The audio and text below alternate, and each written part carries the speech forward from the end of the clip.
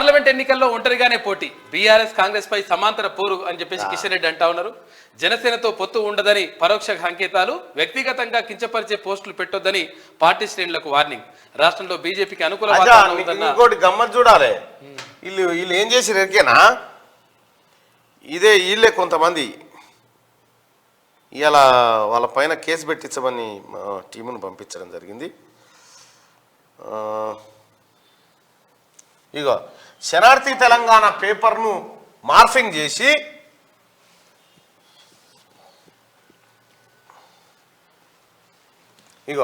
శనార్థి తెలంగాణలో ఈ వార్త వచ్చినట్టుగా మార్ఫింగ్ చేసి రాసిరు. మోదీ యాక్షన్, బండి సంజయ్ సస్పెన్షన్, ఎన్నికల్లో సొంత పార్టీ, ఇది ఇది ఇది దాంట్లో వచ్చినట్టుగా, ఏది మన శనార్థి తెలంగాణలో వచ్చినట్టుగా ఇగో ఎడిటర్ తీన్మార్ మల్లన్ అని పెట్టి మార్ఫింగ్ చేసిరు.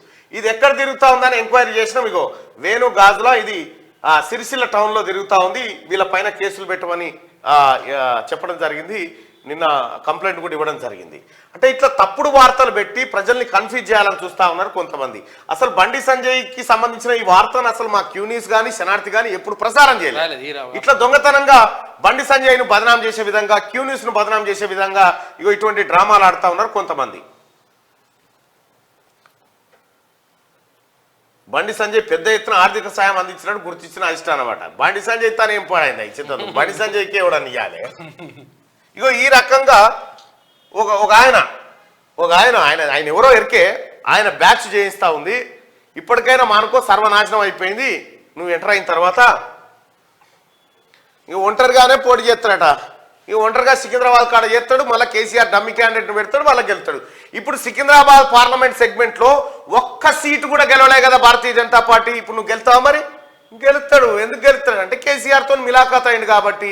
కేసీఆర్తో ములాఖాత్ అయి ముషీరాబాద్ కూడా కొట్టిండు, అంబర్పేటది కూడా కొట్టిండు, ఖైరతాబాద్ కూడా కొట్టిండు, అన్ని కూడా కొట్టిండు కాబట్టి ఇప్పుడు గెలుస్తాడు అన్నట్టు. ఇది కథ, డ్రామా.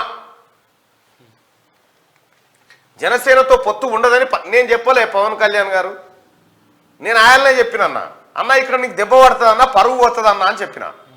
నిన్ను డ్యామేజ్ చేయడం కోసం ఆడినన్న ఆట ఇది, నీకు తెలవలేదు. ఇప్పుడు జగన్ విమర్శించబట్టే బరెలకకు వచ్చిన ఓట్లు రాలేదనబట్టి ఆయన్ని నేను ఆయననే చెప్పిన, హెచ్చరించిన అన్నా తస్మాత్ జాగ్రత్త, నువ్వు లేని దాంట్లోకి ఎంటర్ అవుతా ఉన్నావు, నీకు ఇబ్బంది అవుతుందన్నా, రాబోయే ఎన్నికల్లో పరిశాన్ అవుతుందన్నా అని చెప్పిన.